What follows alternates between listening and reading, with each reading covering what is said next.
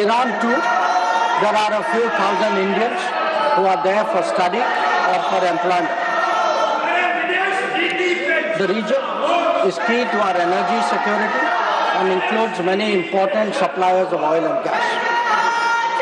Chairman Sir, the Gulf is also a major trade partner, accounting for almost $200 billion annually.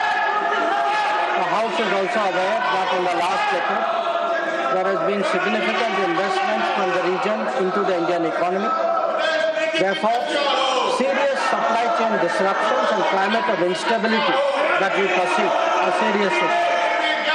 Furthermore, these include attacks on merchant shipping, where Indian nationals often constitute a large proportion of the crews. We have sadly already lost 2 Indian mariners and 1 remains missing in such incidents. I know that the House joins me in condoling their deaths. Honorable Chairman Sir, Government has been assessing the situation in West Asia continuously since the 12-day war in June 2020.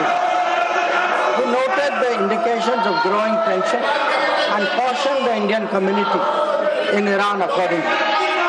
On 5 January 2026, Indian nationals were advised by the Ministry of External Affairs to avoid non-essential travel to Iran. Those already resident there were urged to register with the embassy, exercise due caution, and monitor the embassy website and social media handles. A second advisory was issued on 14 January, reiterating this advice to avoid travel in even stronger terms. The Directorate General of Shipping, Mumbai, in parallel, issued its own advisory on 14 January for Indian seafarers, asking them to follow embassy advisories and avoid unnecessary movement ashore. Recruitment and shipping companies were asked not to deploy or send Indian seafarers to Iran. Sir, reflecting our assessment of the evolving situation, the Indian Embassy in Tehran issued another advisory on 14 February, urging Indian nationals, including students, pilgrims, business persons and tourists, to leave Iran by all available means of transport, including commercial flights. They were asked to contact the embassy for any assistance and provided with 24/7 helplines.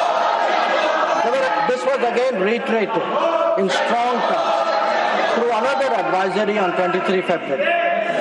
Some heeded these advisories and have left the country. However, many others have disregarded them and remain in it. We are also in touch with our fishermen who operate out of it. This was the situation till 28 February 2020.